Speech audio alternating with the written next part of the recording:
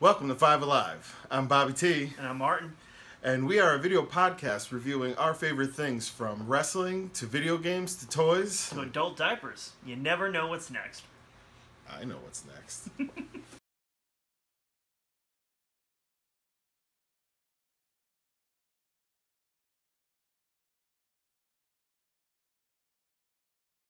Alright, welcome to 5Alive. We are going to review a match from the recent WWE Network UK. It's not really a tournament. What is it? It was a championship special, I believe. Alright, so right now we just saw the montage and we're seeing WWE Then, Now, Forever for syncing up purposes. Alright, so the first match we're actually going to end up doing is going to be the Wolfgang and Joseph Connors match. I chose this match because of my love for people from Scotland. And my love for people with half an ear. What the hell is going on with this guy's ear? It's pretty frightening. So right now we're watching this, we're going through this opening the show, and Tyler Bate, he's winning the championship from, this is the tournament. So. And you're going to hear us say this probably about 1,000 times over the next few matches. This guy's 19 years old. I think he's just recently turned 20. Just turned 20. Yes. So, I mean, where this guy's career is going to go, I don't even know, but it's phenomenal right now. It's frightening. We're seeing Mark Andrews. And then they're running down basically all the guys who've actually signed with WWE. Yes. Notice they don't show any of the guys who hadn't signed. No, and they even just put all four of them on stage. They're like, only these four. Yeah, no one else was there. Nothing else happened. Nothing. So what's actually funny is all these guys look like they're just from the Kingsman. Like they saw the Kingsman and they're like, fuck. Except for Wolfgang. Wolfgang's still just cutting his own path. Yeah. Like no matter how much of a heel or a face you are, you just look like the Kingsman. Yeah, Tyler Bate reminds me a lot of that guy who was in the Kingsman, Tarum something or other. Well, yeah, Tarum British name, I think is he reminds me of the poster that you see in Ron Swanson's office, the meme of like the guy, exactly, the manly man. He wants to look punchy.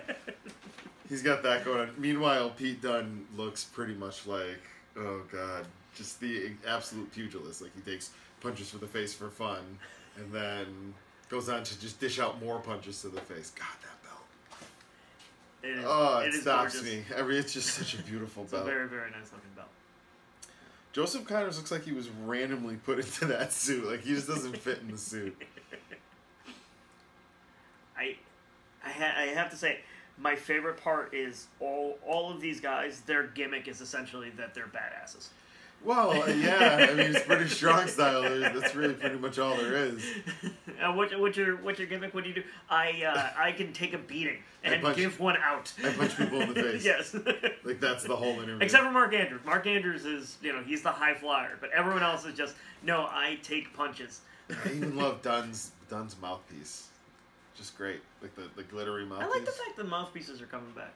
Yeah, well, it's nice to not break your teeth out. He's already got one tooth going. He's got a little Lloyd Christmas going as it is. That's what I should always be wearing a mouthpiece. Just a mouthpiece? That's my problem. Yep. Just taking too many shots in the mouth?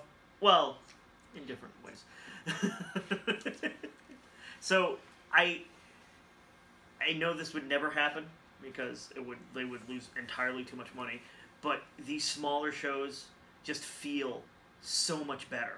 They really do. Well, I think it has that ECW feel to it. Yeah. Just the really personal, but they actually do one thing. Terrible green screening, by the way. It is the worst. I actually have that down here. I wrote down in my notes, JR and this guy. It looks green screen? It looks like this guy is just applauding Nigel McGuinness's nuts. Really? No, but they look like giants. Like they're just gonna come down and just rah. So. Alright, just going down the line. They're showing who all the matches are. Which, if you haven't watched the special, definitely watch it. It's 4 matches. They're all really, really good. I haven't been disappointed by really any of the UK stuff that they've been doing. So no, not at all. I'm the tournament was phenomenal. And I'm looking forward to the show they eventually do. And, I'm looking forward to WWE taking up all of my week. Yeah, pretty much. I think, what night are we free now? Thursday. This night. Yeah. Like, this is the night that we're free. One night, yep. And then everything else is WWE. Mm-hmm. All right, so we're going into the match now, and we got Wolfgang coming out. Yes. Looking like a dude who pumped my tires, I guess, at a full-service gas station. The Regulator is a really badass nickname. and his other nickname is the last true king of Scotland. It's just all over the place. I love how there are guys on the WWE roster who don't have a nickname whatsoever, and this motherfucker's got 2 great ones. He's got 2. So, now, here's the thing. I absolutely love Wolfgang, but I hate his song. It actually sounds like a really slow DDP song. Like, I feel like they just kind of were like, oh, we'll just turn this, 45 down to 33, just let it... I don't know, it just doesn't do it for me. I want to hear something a little heavier from him, I guess. I don't know. I think obviously, they haven't let the normal guys get a hold of their stuff, because with the exception of Tyler Bate, the rest of their songs aren't really anything to write home about. So. No, yeah, I think. Well, no, I gotta tell you, I like Pete Dunne, but I mean, I'm a metal guy. I really love just heavy songs. Like, I guess go back to Warrior days. Just he was really the first one to kind of come down to something crazy like that. And since then, I just like it, just heavier metal. Yeah. Then go forward to Rob Van Dam, and just wish we could play some Pantera here. When Edge first debuted, he actually came out to walk. Really? Yes. I didn't know that. And before he was Edge, he was Sex and Hardcastle. And he was doing dark matches, and he came down to Pantera's walk. That's awesome. Yes. So, one of the things, 2 things I can actually say about Wolfie in this montage here that we just saw is that, A, he does a swanton, and he is well into the 200s. Whoever's taking that hit from this guy, I don't care if he pulls it. Wow. And then secondly, I really love those I guess they're gold knuckles. They were even brass knuckles that he had at the end of the montage with the skull, the emerald. It was a really cool piece. So here comes Joseph Connors. Joseph Connors. Which really, as far as generic names go, that's... I think was Joseph Smith was. They were going. Jesus Christ! Kill it with fire. So he just showed his half an ear, which is, it's more disturbing than Foley's. And it really is. Okay, now I gotta say something quick here. The Joseph Connors in the suit, he kind of looks like Cory Feldman to me. So he just looks like a really mean, gonna beat you up Cory Feldman, like Cory Feldman's older brother. Just a little bit older. Or what Cory Feldman would like you to think he is. But... He is Cory Feldman's body dysmorphic self-image that he sees in the mirror. I don't think he still sees it with the bitten off ear. Is he the one who's dead, or the other Cory? That's the other Cory. Okay. That's the other one. Sorry. One of the actual 2 things I want to say about this too, he has a really Jerry Lynn look to him. Jerry Lynn. He has a Jerry Lynn look to him, and also I love that move where the jumping into the ring, and I don't even know what they call it. I'll have to maybe do a little. He's a springboard. He uses. I noticed it while watching this match. He uses like 2 different springboard moves, which is really weird, and would be fine. Our toys got knocked over. It would be fine, except it gets pulled. I don't know. It pulls me completely out of a match whenever anyone uses the same thing twice, but not the same exact move, just like the same delivery. Like if a guy did 2 pump handle things. Yeah. It just kind of puts you in the same direction. So this is actually a really good crowd. I like these British crowds. Yeah, I did note that. The crowd is amazing. They really always split down the middle. They have chants. Yep, they started out really for Wolfie, but after this first flurry, they were split. Joseph Connors' tights look like wood paneling. They really do. It just reminded me of my family's rec room. Oh, you're so very Irish in it sometimes. Yeah, that's all I could think of whenever I saw that. I really did enjoy this match. It was a very cool, old school type of match. Not too much, obviously he just had the one-legged dropkick there, but not too much crazy moves, just a lot of, old school, hard-hitting stuff. Yeah, I've actually likened Wolfgang to Beast. I like Beast from the X-Men. He has a certain amount of agility. Yes. That's just there, and he's such a big dude. So to really see him bounce around and do stuff, it's pretty nice. One thing I want to say about this match too is that I love the sells. They did a really good job from move to move selling. I really kind of like the way they built the story in this one, and that's, I think we see a lot more of that with the British strong style. They're more into selling the small stuff and more selling on the run as opposed to one big move and then try to sell it for however long until another big move comes. Right. They take them as this they go. Stalling suplex is ridiculous. Oh God, this is like old school Ric Flair versus Ricky Steamboat or Sting, and just hold them up there forever. Yeah, like you're saying, the selling of the moves and the storytelling is a lot better. And I want to, like, in watching this, I realized, I must really, I have to, I probably would be into other British wrestling, but I'm addicted to WWE's production. Yeah, well, I've tried watching other things, and I'm like, man, where it's just one wide shot. Yeah, it's like, nope. It's a little too low. Yeah, I can't do it. Yeah, So Wolfgang pointing to, I don't know, his mom, I guess, in the rafters. I think it was... bad angle, maybe he's pointing to the top rope, but, like, the visual's really bad. Yeah, I think he was pointing to the top rope, but he was pointing too high to the top rope. Like, he's got a wonky eye or something.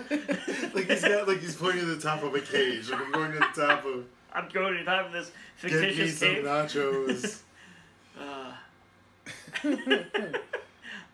Wolfie has a very, very large Joker tattoo on his arm. Love it. Which is great, because it's old school Joker. It's not awful Jared Leto Joker. Which I know that's the hipster thing to do, is to hate Jared Leto's Joker. Right to the guts. I would like to say I hated Jared Leto's Joker before everyone else did. We're going to retroactively say that you were the first one? Yes. Yeah. Okay.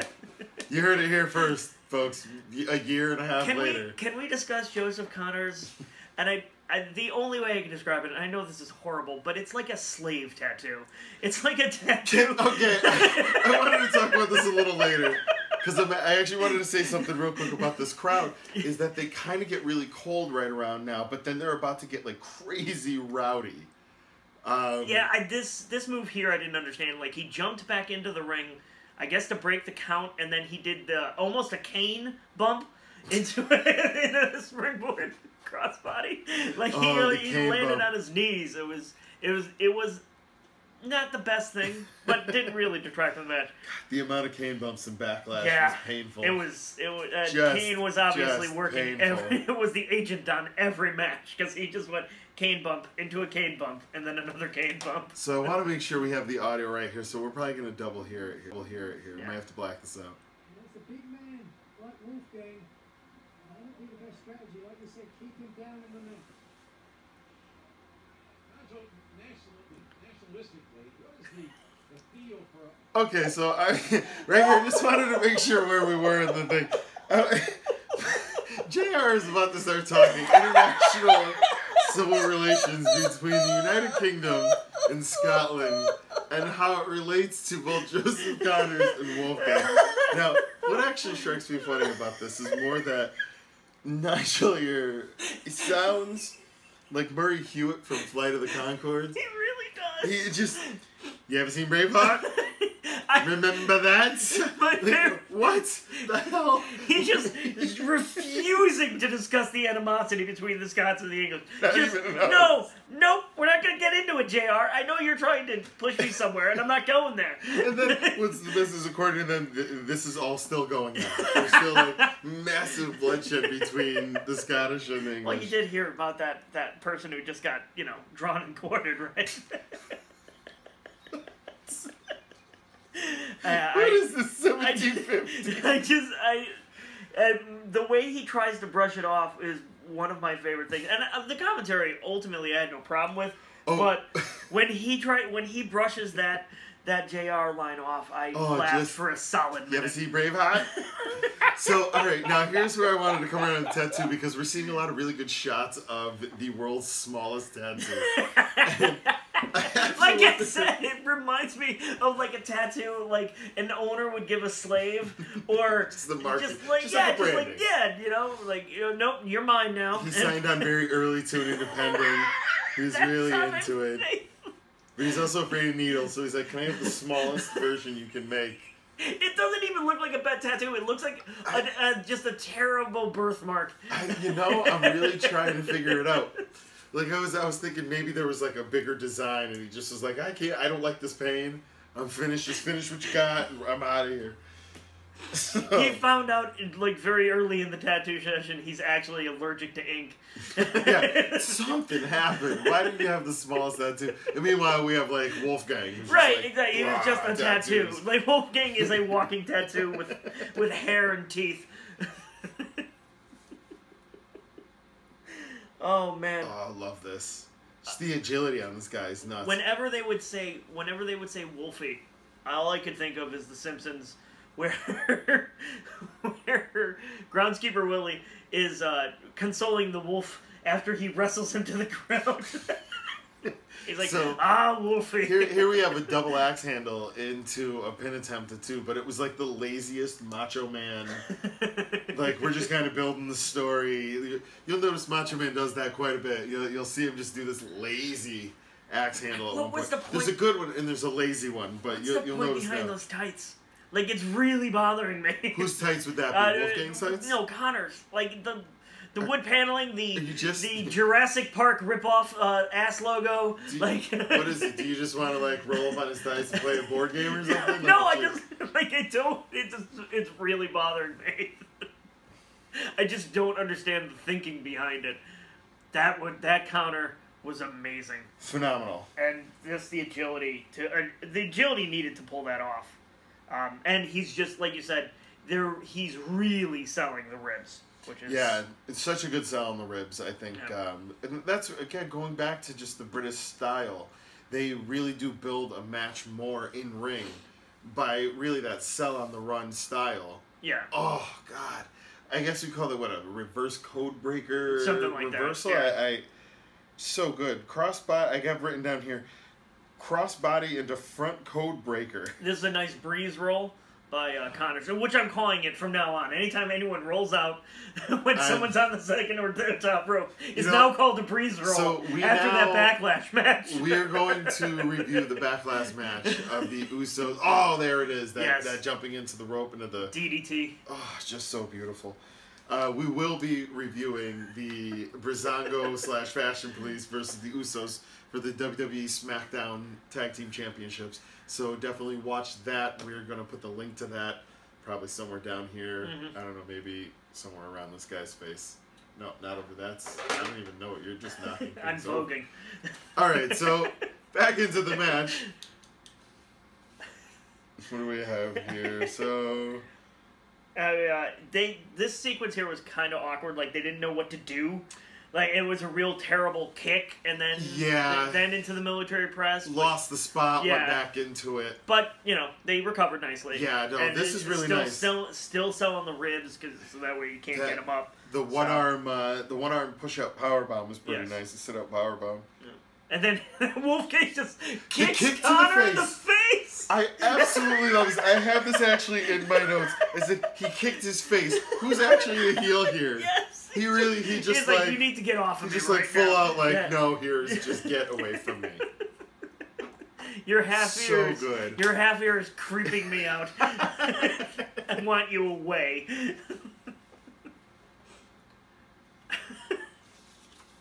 Alright, so wondering what Connors is actually going to do up here. We saw some stuff from him in the UK tournament, but trying to put together what move does he have I that have goes no like idea. this. And I don't know if this was the end game he was looking for, but it did not go well. I'm pretty sure that was not the end game. I'm going to jump at him. Okay, this is it. He was doing here. a flying nothing. This finish, it's selling so the ribs, full flip, Yep. beautiful. Yeah. I can't even believe a guy this big just did that. So good. And really kind of sold it like Jeff Hardy does. Yeah, exactly. And sometimes Hardy will do like the holding the ribs or to really put it over. He's Just good the stuff. face, so he took the beat down. He has a beard hair in his mouth. I know the feeling, Wolfgang. They get there, sometimes they just don't come out, man. These things happen. But Connor still with a good sell on the outside of the ring. I can't say enough about this match. Yeah. It was one that I didn't think I was going to be excited for. I was more into the debate, Dunn and Trent Seven and all this. I was really excited for that. So to come out of this event and to say, I think we need to review that match, it really says, I think, quite a bit for the match, because I think everyone expected the other matches to be this good, and this one just opened up it. It just stole it. Yeah, well, and Coming that's right out of the gate. that's the hardest thing if your opening match is you don't want to be too good, but you still want to, leave them wanting more, and they definitely pulled it off with this one. It's a tough balance, and it isn't always done well, but they did it very well. I'd definitely like to see more, maybe one more match between these guys. I don't really think we need to see 3 from them.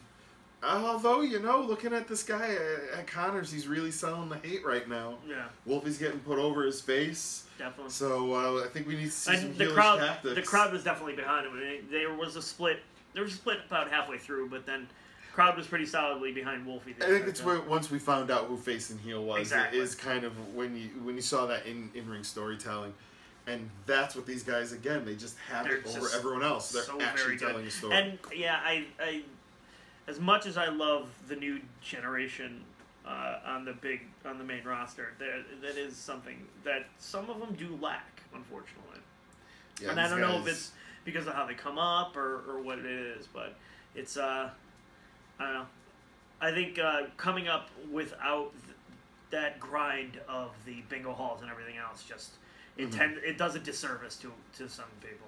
To some, yeah, not to everyone. No. Look, obviously, some people have been very, very, very. Randy Orton. I'm sorry, I had something in my throat. I feel as though you've got something to say, and we'll do that on a different video podcast. So this has been 5Alive with this match. I think we were pretty happy with it overall. I enjoyed it. I was sports entertained. I was incredibly sports entertained. All right, guys, we are out. Yeah. That Shinsuke Nakamura. He wins a lot.